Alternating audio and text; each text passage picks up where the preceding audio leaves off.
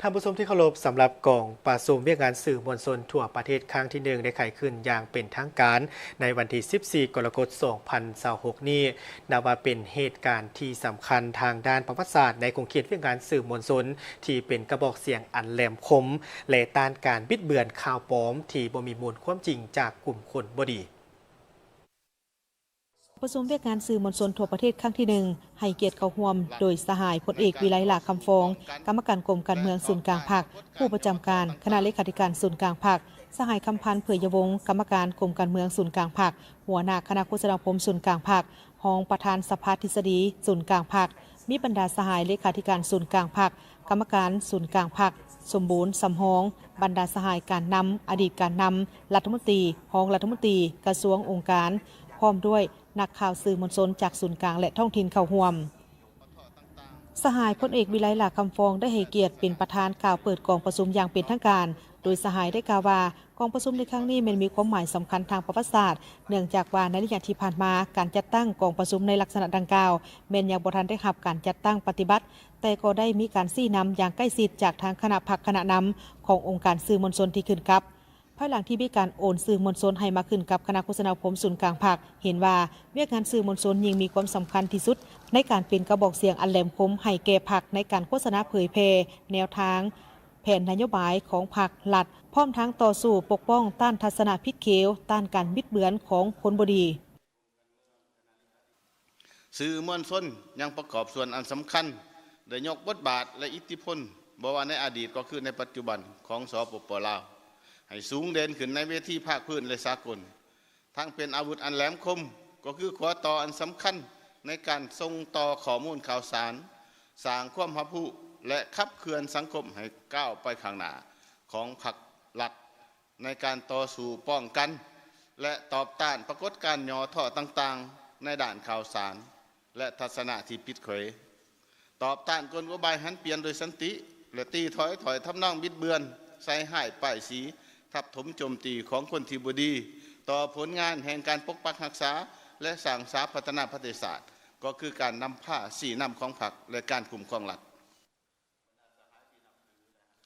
จากนั้นสหายคำพันธ์เผยยวงศ์ก็ได้ผ่านบทสรุปตีราคาการจัดตั้งปฏิบัติเวียกงานสื่อมวลชนในระยะที่ผ่านมาและทิศทางแผนการในต่อหน้าโดยได้ยกให้เห็นถึงการเติบใหญ่ขยายตัวของสื่อมวลชนลาวในปัจจุบันและสืบต่อเสริมขยายผลงานของตนให้สูงเด่นขึ้นปฏิบัติบทบาทเป็นกระบอกเสียงอันแหลมคมให้แก่พรรคปฏิบัติกฎหมายให้เข้มงวดและมีจรรยาบรรณอาชีพแนใส่ในการพัฒนาสื่อมวลชนไปสู่คุณภาพใหม่อย่างแข็งแรงจากอดีตจนฮอดปัจจุบันสื่อมวลชนลาวบ่ได้เป็นเพียงแต่ผู้รายงานข่าวแต่เป็นผู้ขับเคลื่อนสังคมและเป็นกระจกสะท้อนถึงความเป็นจริงและเป็นพื้นที่แห่งความหวังในการร่วมมือสร้างอนาคตให้แก่ประเทศชาติปัจจุบันสามารถยั่งยืนได้ว่าสื่อมวลชนลาวทุกประเภทองค์การสื่อมวลชนอยู่ในบรรดาองค์การจัดตั้งของพรรคหลักการจัดตั้งมหาชนและสังคมได้เติบใหญ่ขยายตัวทั้งทางด้านปริมาณและคุณภาพนำเสนอและได้รับการพัฒนาอย่างต่อเนื่องในแต่ละระยะผลงานอิทธิพลเด่นของสื่อมวลชนได้เป็นเครื่องมือในการโฆษณาปลุกระดมศึกษาอบรมคนกวยและจัดตั้งเต้าโฮมความสามัคคีทั่วปวงชนพร้อมทั้งประกอบส่วนอย่างตั้งหน้าเข้าในไสสนะของการปฏิบัติสื่อมวลชนยังได้นำเอาแนวคิดทฤษฎีปฏิบัติแนวทางนโยบายของพรรคไปสู่ประชาชนทั้งเป็นผู้นำเอาความคิดเห็นความมุ่งมั่นปรารถนาของประชาชนมาส่องแสงให้พรรคได้รับทราบซึ่งสามารถสร้างได้สายผูกพันอันสนิทแน่นระหว่างพรรคกับประชาชนที่บ่สามารถตัดแยกออกจากกันได้นอกจากนี้สื่อมวลชนยังได้เป็นผู้ยั่งยืนทัศนะที่ถูกต้องต่อสู้ทัศนะผิดเขวตีถอยทำนองบิดเบือนการออกข่าวทางด้านเดียวล้วงเดียวของกลุ่มคนบดีนับมือนับวงไวและทันการจะแจ้งทันแถวพนักงานที่เฮ็ดเวียกสื่อมวลชน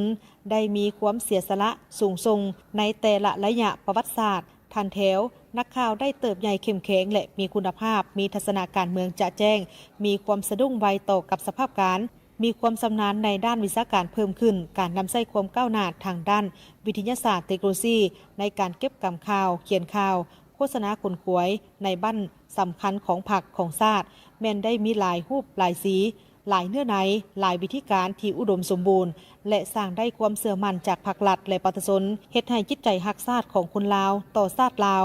ความเอกอ้างทะนงใจในความเป็นเอกราช อำนาจอธิปไตยของประชาชนลาวบรรดาเผ่าก็นับได้รับการเสิร์ชสูงขึ้นความสามัคคีเป็นจิตหนึ่งใจเดียวภายในชาติได้เพิ่มทวีขึ้นสู่ระดับใหม่อย่างแข็งแรงพร้อมกันนี้สหายก็ยังได้ผ่านทิศทางแผนการในต่อหน้าตามทิศตั้งหน้าสร้างการหันเปลี่ยนในเวียกงานโฆษณาอบรมไปสู่คุณภาพใหม่อย่างแข็งแรงโดยสืบต่อพัฒนาเวียกงานสื่อมวลชนตามทิศต้นต่อคือเปลี่ยนแปลงจินตนาการใหม่ในการพัฒนาเวียกงานสื่อมวลชนในยุคใหม่เพิ่มทวีบทบาทการนำพาที่เข้มแข็งของพรรคต่อสื่อมวลชนและสังคมยกระดับความรู้ทางด้านทฤษฎีการเมืองการปกครองติดพันกับยุคดิจิตอลและปัญญาประดิษฐ์เพิ่มทวีความเข้มงวดในการจัดตั้งปฏิบัติจรรยาบรรณในวิชาชีพของสื่อมวลชนกองประชุมในครั้งนี้ยังได้มีการรับฟังการผ่านทางมติของกรมการเมืองศูนย์กลางภาคเกี่ยวกับการเพิ่มทวีการนำพาของภาคและการคุ้มครองของรัฐต่อกับการสื่อมวลชนในระยะใหม่และบรรดาผู้เข้าร่วมก็ได้พร้อมกันประกอบความคิดความเห็นเพื่อพัฒนาทันแถวสื่อมวลชนให้ตอบสนองกับเงื่อนไขใหม่สร้างการหันเปลี่ยนในการคุ้มครองการนำใช้พาหนะอุปกรณ์สื่อให้คุ้มค่าและเกิดประโยชน์สูงสุดบนจิตใจปฏิบัตินโยบายประหยัดอย่างมีประสิทธิผล